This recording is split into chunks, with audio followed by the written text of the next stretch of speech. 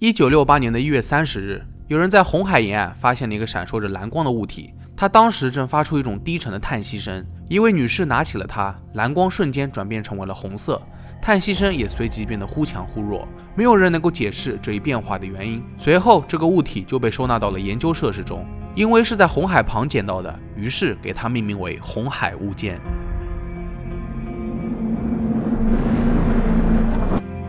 4月26日凌晨1点23分，红海物件变成了最初的蓝色，持续了大约55分钟。与此同时，研究设施内突然出现了一具工作人员的尸体，这未免太凑巧了，而且他并没有与红海物件建立特定的联系。除了他之外，还有一个工作人员报告称，自己也出现了周期性的抑郁、身体失衡和自杀倾向。根据观察，这种负面情绪不会超过11天，但每次出现会大概持续2分钟左右。所以，红海物件的危险性究竟有多少？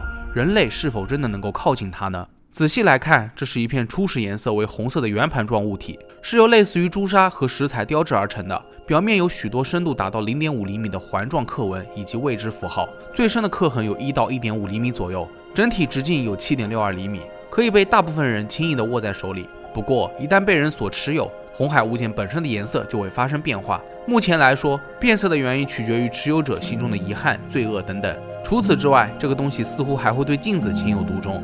假设它脱离了镜面，便会自动寻找附近最近的反光表面。据了解，红海物件在滚动的时候速度惊人，即使与镜子之间还有障碍物，它都会以巨大的冲击速度前进，直到自己接触到类似于镜子的表面为止。当然了，这强大的冲击力只会针对于障碍物，红海物件不会对自己和镜子造成任何伤害。为了确保红海物件的稳定性，研究人员进行了一系列的实验，他们把红海物件分别存在于不同的条件下来检测它的安全性。当被存放在黄铜外框的普通镜子上时，红海物件毫无反应；当被直立放在桌子上时，红海物件开始在桌面上沿着一个方向滚动，直到有研究人员在它旁边放了一面镜子，它才逐渐贴到了镜面中心。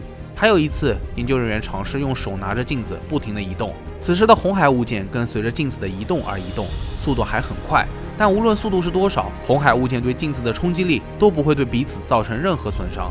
然而，最后一次的实验出现了意外。其实严格来说，这不是正儿八经的实验，而是偶然发生的。起因是2名研究人员抢着要买午餐，其中一人被绊倒了，这才发现他当时持有红海物件，并将其放在镜子上面。随即，这个人就直接进入到了镜子中的世界。后来，研究人员发现，红海物件的颜色似乎与镜中世界有着密不可分的联系。为了进一步掌握红海物件的特异性，他们开始着手挑选实验对象，为的是参与不同颜色的测试。但在实验中，如果一不小心进入到了镜子里面，是生是死就不好说了。为此，实验对象初步锁定为监狱内的囚犯。每一个测试对象都必须携带一套标准配置，其中包括装置在手腕的光源、4瓶水、4包口粮、一把野外求生所用的刀、枪支和子弹等等。除此之外，实验对象的头部或肩部都装有摄像机，连接到监视系统里面。在实验过程当中，控制中心的研究人员随时要与实验对象进行联系。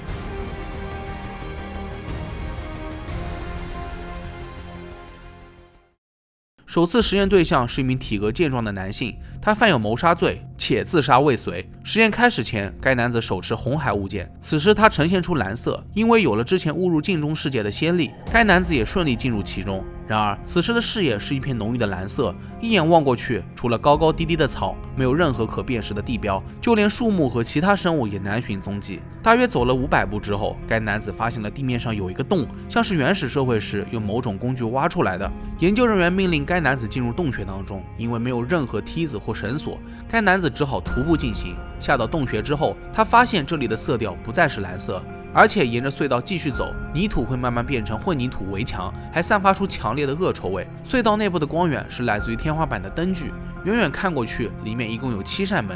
该男子被要求逐一打开门检查，然而大部分房间的门都被关上了，有的钥匙断在了里面，有的锁孔被堵上了，有的则是被反锁着，而且天花板上还被一种可怕的棕色物质给覆盖了，看上去已经失传已久。不过经过仔细检查，该男子发现里面有许多以前人类居住的痕迹，比如在某一个房间里面有一张临时婴儿床、一个木箱、装着食品的盒子、空水壶，婴儿床旁边还放着一本书，但上面没有任何字迹或者标记，墙上还贴着类似于简报的东西。该男子被要求取下来放在样本容器中，但因为年代太久远了，很多都被撕碎了，只有一篇简报被完整的装入容器里面。接下来，研究人员命令该男子试图翻看那本书，但录像设备突然发出了异常刺耳的噪音，像是碾压金属的声音。几秒钟之后，噪音就消失了。该男子试图离开房间，但此时门缝里面隐约出现了一张脸。经过一番搜索之后，该男子抱怨有一股臭味，并且越来越浓。研究人员同意他离开隧道，但怪事再次发生。该男子的绳索突然被拉紧了，这并不是研究人员干的。一直监视镜子的人员描述，自己看到了一大群人在表面蠕动，体型是正常人类的50倍以上，但手臂短小，没有五官。此时该男子已经成功返回到了洞穴里面，周围依然是一成不变的蓝色景观。后来回收实验用品的时候，研究人员才发现该男子的衣服上有着一种散发着恶臭味的液体，但很快就蒸发干了，没有留下任何痕迹。然而，关于此刻红海物件的颜色，在实验结束后的1个小时内，它都保持着蓝色。第二次实验对象是一名23岁的女性，她犯有抢劫汽车和2级谋杀罪，曾经在驾车逃逸时撞死了2个孩子。当她拿起红海物件的时候，显示为绿色。进入镜子之后，果然是一片绿色的田园风光。远远望过去，该女子发现了一个破破烂烂的稻草人，很明显，这片田地已经荒废已久。很快，研究人员注意到远处的农舍。该女子接近之后，发现有2辆儿童自行车靠在墙上，非常的显眼。楼梯上面还有孩子的衣服。此时，该女子的情绪有些崩溃，她大声质问研究人员，这是不是他们故意设计好的？而研究人员试图让她冷静下来，还保证绝对不是他们干的。看来，红海物件似乎可以将实验对象的过去与镜中事件产生某种联系。过了几分钟之后，该女子调整了一下心态，继续前进。她来到了农舍的地下室调查，同样的也闻到了恶臭味。再往里面走，里面似乎是个防空洞。经过仔细搜查，她发现了里面有不少东西，比如3张床、1把左轮手枪、3枚空弹壳、3具白骨、精装书、装着衣服的垃圾袋、儿童玩具、食品盒等等。在书桌上面还有一张完好无损的简报，后来被装入了样本容器当中。从地下室出来之后，该女子开始咳嗽和呕吐。突然间，她看到了大约在700米开外有2个人形生物在地上蠕动，她吓坏了，拿枪的手颤抖得厉害。好在这2个人形生物并没有发现该女子的存在，还是在缓慢的移动。研究人员却在监视器当中看得一清二楚。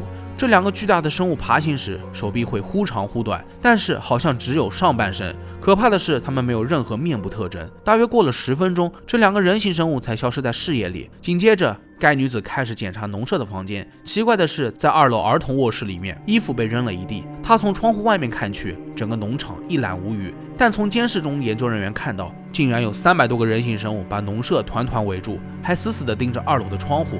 然而，当事人却说什么也看不到。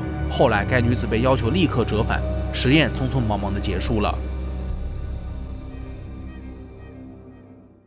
第3次的实验对象是一名21岁的男性，他在贩毒时杀死了一名警察。手持红海物件之后，他显示为紫色。很快，他也进入到了镜子的世界。与之前2次不同的是，该男子的眼前是一片泛着紫光的大城市。他来到了繁华的街区，城市里面的一切都展现了最先进的技术和生活方式。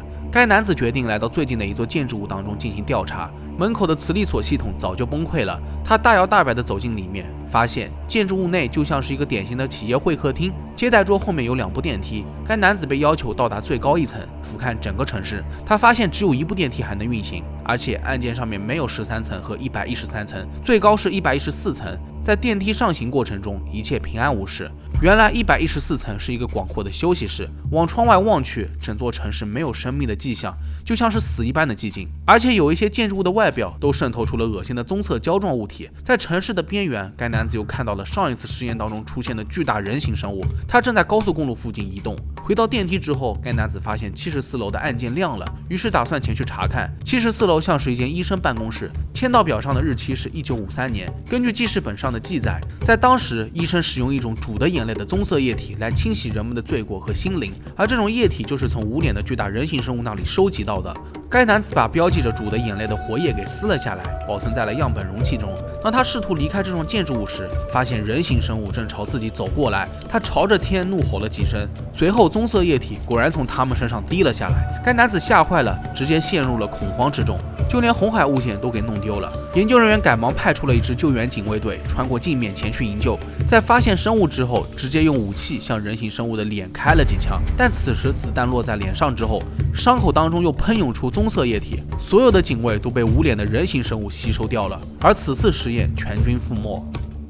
第4次实验是一名博士自愿参加的，他拿起红海物件的时候显示为黄色。进入镜中世界之后，博士出现在了一个小隔间的办公室里面。古怪的是，这栋办公楼建在地下，也同样散发着恶臭味。博士坐电梯来到了负108层。根据他的检查，这栋办公楼有数千个密闭室。那个无脸的人形生物似乎被困在了建筑物内。他收集了很多样本，比如笔记本、文件夹、手枪等等。这次实验很顺利，博士安全传回了入口，所有回收的物品也都顺利取回。最后一次实验的对象是一名技术人员，当时研究小组自行传递，看看谁能够使红海物件产生新的颜色。最终在一名服务器技术人员手里，红海物件变成了红色，而且相比之前出现过的红颜色都要鲜艳明亮。他进入到镜中世界之后，发现自己身处于一个满是计算机设备的地方，不过那里的设备都很古老破旧。技术人员拿走了一个磁带录影设备当做样本回收，除此之外，他还发现里面有很多红海物件的副本，在这里有监视器在对其进行监控，并贴上了干净、不干净、丢失等标签。然而，此时控制中心与技术人员失联了大约30分钟，没有人知道这之间发生了什么。等再次建立联系后，技术人员也成功返回。虽然他看上去毫发无损，但像是变了一个人，少言寡语。在汇报过程当中，技术人员突然全身抽搐，但他的力气惊人，好几个大汉都按不住他。更可怕的是，他好像被感染了，开始对人类怀有敌意，甚至射杀了一名参加报告的工作人员，防不胜防。警卫随机击中了技术人员的心脏和肩部，但他都没有倒下。最终，所有的人都撤离了，特派小队赶来，才了结了他。值得注意的是，中枪后的技术人员并没有流血，取而代之的是流出了一种棕色和绿色的混合物质。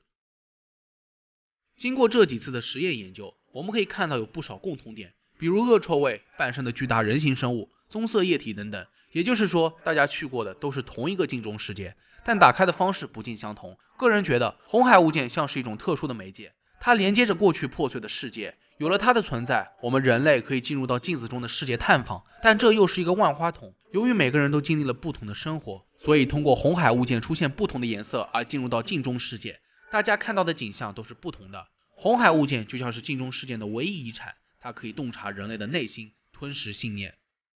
那么本期视频到这里就结束了。如果你有机会拿到红海物件，猜一下会变成什么颜色？可以在评论区下方留言。那看完视频也别忘了3连和数据删除一下。如果你们觉得视频做的还可以的话，也别忘了点个关注。我是正正，咱们下期视频再见吧。